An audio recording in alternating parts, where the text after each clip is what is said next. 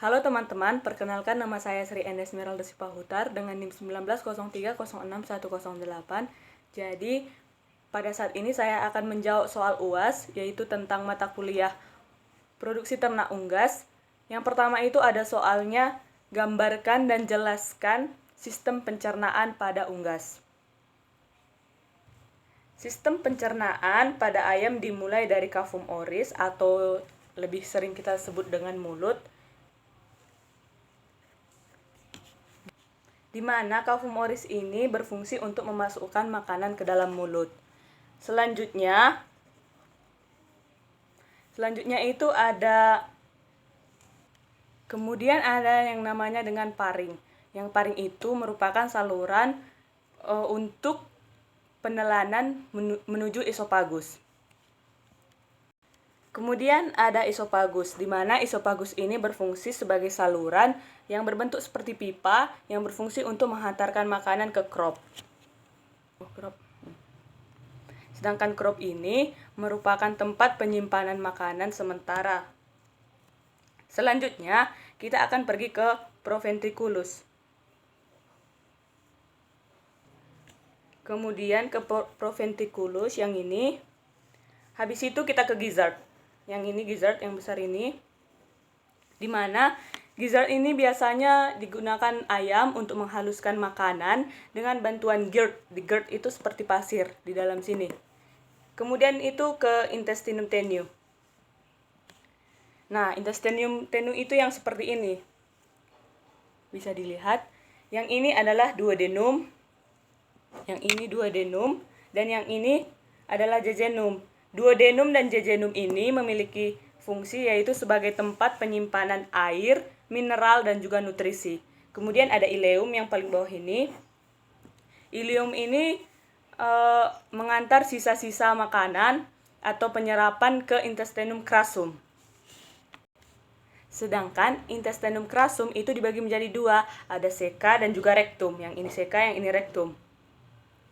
Di mana ceca ini biasanya berisi kayak pakan yang sudah lembut, sedangkan rectum itu berisi tempat penyerapan air dan tempat bakteri. Yang terakhir itu ada kloaka yang ini, yaitu tempat untuk pembuangan hasil pencernaan, metabolisme, dan juga sebagai saluran reproduksi. Kemudian untuk soal nomor 2 yaitu jelaskan dan gambarkan sistem urogenitalia pada ayam jantan dan juga ayam betina. Yang pertama itu kita mulai dari sistem urogenitalia pada ayam jantan. Yang pertama itu ada duotestis, biasanya lingkaran seperti ini. Kemudian ada dia berbentuk seperti ini atau sering disebut sebagai mesokrasum. Kemudian yang ini yaitu saluran reproduksi sebagai tempat tubulus mesophorus ductus. Kemudian sepasang ductus deferens berbentuk seperti ini, kurang lebih seperti ini. Di mana ini merupakan saluran yang kemudian yaitu ada sepasang epididymis, kurang lebih berbentuk seperti ini. Di mana ini merupakan saluran yang dilewati sperma dan menuju ke ductus deferens. Sedangkan ductus deferens yang ini hampir sama bentuknya. Di mana ductus deferens ini, yang ini berfungsi sebagai saluran sperma selama ada di ejakulasi. Dan yang terakhir itu berakhir di kloaka, yaitu sebagai tempat reproduksi kembali dan juga untuk pembuangan feses pada ayam. Kemudian kita lanjutkan ke betina. Untuk betina sendiri, yang pertama itu ada ovarium. Biasanya bentuknya seperti ini, kurang lebih seperti ini. Kemudian masuk ke infundibulum. Yang ini.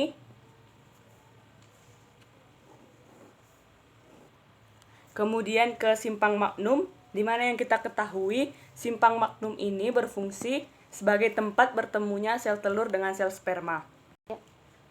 Selanjutnya habis dari simpang magnum ke magnum. di mana yang kita ketahui magnum ini tempat sintesis dan sekresi putih telur atau albumen yang panjangnya ini kisaran dari 33 cm. Dan prosesnya di sini itu memerlukan waktu sekitar 3,5 jam.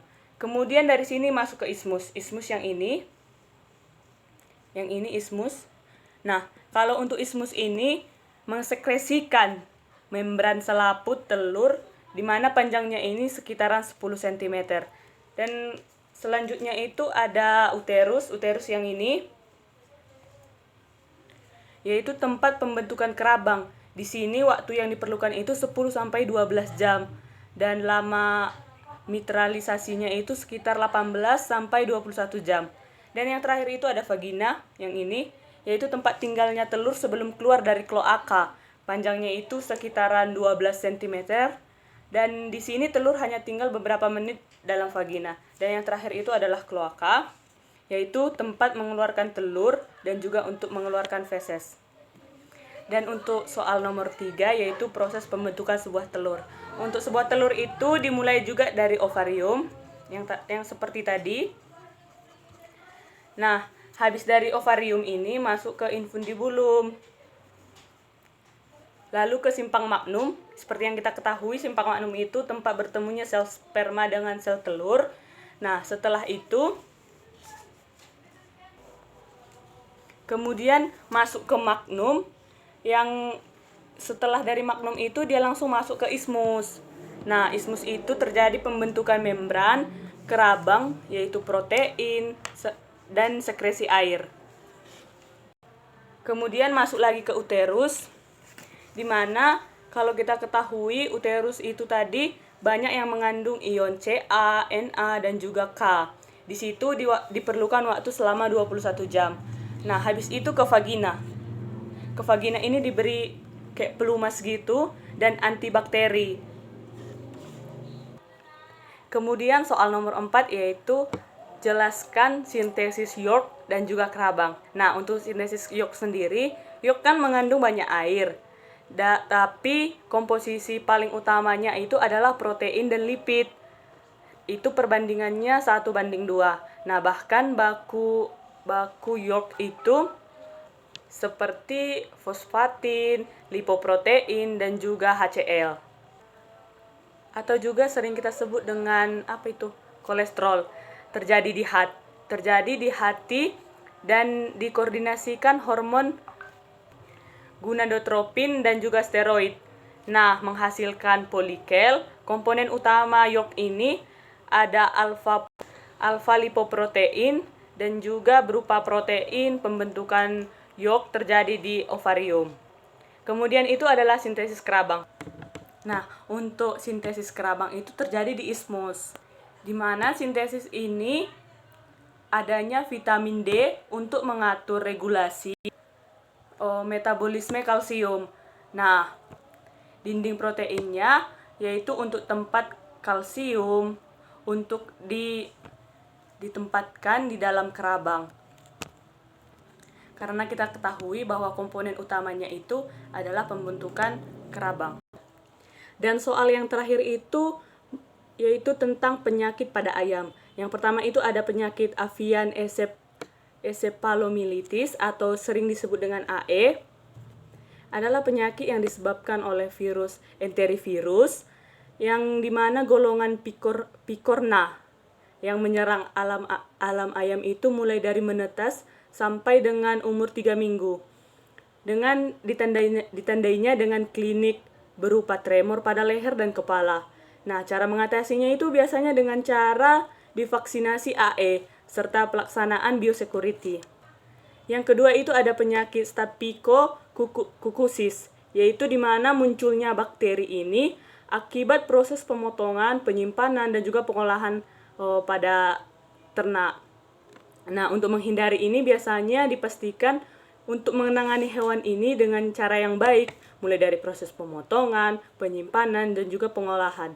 Yang ketiga itu ada penyakit worms, di mana penyakit ini seperti cacingan pada ayam yang menyerang pada semua umur, dan cara pencegahannya biasanya diberi dengan obat cacing atau juga obat cacing sih secara rutin.